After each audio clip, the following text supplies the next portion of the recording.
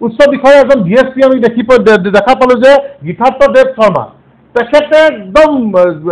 ভীম অহা দি আহি পেলাই লাঠিডাল লৈ এফালৰ পৰা মানে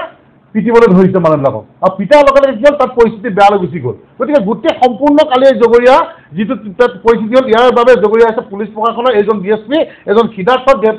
দেৱ শৰ্মা এইজন তাত জগৰীয়া গতিকে এইজনক পোনপ্ৰথমতে গ্ৰেপ্তাৰ কৰিব লাগে আৰু তেখেতক যিটো পদ আছে পদটো খাৰিজ কৰিব লাগে আমি দাবী জনাইছোঁ অসমীয়া যুৱ মঞ্চই আৰু 2 নম্বৰতে হৈ গ'ল কি আমি দেখা পালোঁ তেখেতৰ পিতৃ ইমান এজন তেখেতে কিবা ACS বিষয়া বুলি শুনিছোঁ বা গম পাইছোঁ ইমান ফকলণ্ড মানুহ থাকেনে তেখেতে শিক্ষিত কিন্তু শিক্ষিত তেখেত নহয় অশিক্ষিত মানুহ তেখেতে এইজনটো তেখেতক হিতেশ দেৱ শৰ্মা তেখেতে পোষ্টটো ডিলিট কৰি দিছে তেখেতে পোষ্টত ইমান এটা বাক্য লিখিছে যিজন জুবিন গাৰ্গ আমাৰ হিয়া মধুৰ কাৰণে গোটেই অসমবাসী গোটেই ভাৰতবাসী বিশ্বকে কান্দি আছে তেখেতক আগতে দেখিছোঁ তেওঁ ট্ৰল কৰি পেলাই তেওঁলোকে বেয়া বেয়া কমেণ্ট লিখি থাকে যোৱাকালি তেওঁ বাপেক পিতেকে লগ লাগি পিতেকেতো সেইটো সংঘাত লগাই দিলে আৰু বাপেকে কি কৰিলে যে জুবিনৰ আদৰ্শৰ প্ৰথম জুবিন গাৰ্গ বা কিবা তেনেকুৱা ধৰণৰ নহয় জুবিনৰ আদৰ্শৰ প্ৰথম প্ৰতিফলন বোলে বাক্সা লাজ লগা নাই আপোনাৰ মেণ্টেলিটি নে ইমান বেয়া মেণ্টেলিটি আপোনাৰ অসমবাসী হিচাপে আপুনি কিন্তু খানা খোজক অতি শীঘ্ৰে নহ'লে কিন্তু আপোনাৰ পৰিস্থিতি বেয়া হ'ব হিতেশ দেৱনাথ আপোনাৰ পৰিস্থিতি কিন্তু আমি অসমীয়া জনতা বেয়া কৰি দিম নহ'লে আপোনাৰ লাজ লগা নাই গোটেই অসমবাসী আমাৰ মুখ্যমন্ত্ৰী ডাঙৰীয়ালৈকে কান্দি আছে জুবিনৰ ন্যায় ক্ষেত্ৰত ন্যায় কাৰণে দিন ৰাত একাকাৰ কৰি লাগি আছে তাৰপিছত আপুনি আপোনাৰ নিচিনা এজন সুস্থ মগজৰ মানুহে এটা কথা লিখিছে একদম 420 থাৰ্ড ক্লাছ মানুহ আপুনি হিতেশ দেৱনাথ শৰ্মা আপুনি একদম 420 থাৰ্ড ক্লাছ মানুহ একদম বাচি থাকিব অসমবাসী হিচাপে অতি শীঘ্ৰে ক্ষমা খোজক যে মোৰ ভুল হ'ল এনেকুৱা বাক্য ক'ব নালাগিছিল আপুনি অতি শীঘ্ৰে ক্ষমা খোজক নহ'লে কিন্তু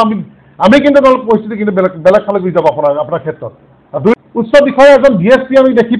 দেখা পালোঁ যে গীতাৰ্থ দেৱ শৰ্মা তেখেতে একদম ভীম অহা দি আহি পেলাই লাঠিডাল লৈ এফালৰ পৰা মানে পিটিবলৈ ধৰিছে মানুহবিলাকক আৰু পিটাৰ লগে লগে কি হ'ল তাত পৰিস্থিতি বেয়ালৈ গুচি গ'ল গতিকে গোটেই সম্পূৰ্ণ কালি জগৰীয়া যিটো তাত পৰিস্থিতি হ'ল ইয়াৰ বাবে জগৰীয়া আছে পুলিচ প্ৰশাসনৰ এইজন DSP এজন সিদ্ধাৰ্থ দেৱ শৰ্মা এইজন তাত জগৰীয়া গতিকে এইজনক পোনপ্ৰথমতে গ্ৰেপ্তাৰ কৰিব লাগে আৰু তেখেতক যিটো পদ আছে পদটো খাৰিজ কৰিব লাগে আমি দাবী জনাইছোঁ অসমীয়া যুৱ মঞ্চই আৰু 2 নম্বৰতে হৈ গ'ল কি আমি দেখা পালোঁ তেখেতৰ পিতৃ ইমান এজন তেখেতে কিবা ACS বিষয়া বুলি শুনিছোঁ বা গম পাইছোঁ ইমান ফকলণ্ড মানুহ থাকেনে তেখেতে শিক্ষিত কিন্তু শিক্ষিত তেখেত নহয় অশিক্ষিত মানুহ তেখেতে এইজনটো তেখেতক হিতেশ দেৱ শৰ্মা তেখেতে পোষ্টটো ডিলিট কৰি দিছে তেখেতে পোষ্টত ইমান এটা বাক্য লিখিছে যিজন জুবিন গাৰ্গ আমাৰ হিয়া মধুৰ কাৰণে গোটেই অসমবাসী গোটেই ভাৰতবাসী বিশ্বকে কান্দি আছে তেখেতক আগতে দেখিছোঁ তেওঁ ট্ৰল কৰি পেলাই তেওঁলোকে বেয়া বেয়া কমেণ্ট লিখি থাকে যোৱাকালি তেওঁ বাপেক পিতেকে লগ লাগি পিতেকেতো সেইটো সংঘাত লগাই দিলে আৰু বাপেকে কি কৰিলে যে জুবিনৰ আদৰ্শৰ প্ৰথম জুবিন গাৰ্গ বা কিবা তেনেকুৱা ধৰণৰ নহয় জুবিনৰ আদৰ্শৰ প্ৰথম প্ৰতিফলন বোলে বাক্সা লাজ লগা নাই আপোনাৰ মেণ্টেলিটি নে ইমান বেয়া মেণ্টেলিটি আপোনাৰ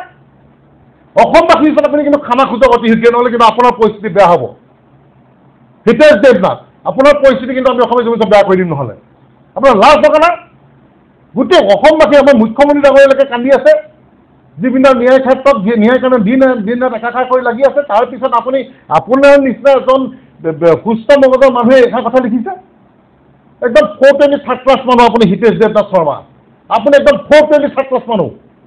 একদম বাচি থাকিব অসমবাসী হিচাপে অতি শীঘ্ৰে ক্ষমা খোজক যে মোৰ ভুল হ'ল এনেকুৱা বাক্য ক'ব নালাগিছিল আপুনি অতি শীঘ্ৰে ক্ষমা খোজক নহ'লে কিন্তু আমি কিন্তু পৰিস্থিতি কিন্তু বেলেগ ফালে গুচি যাব আপোনাৰ ক্ষেত্ৰত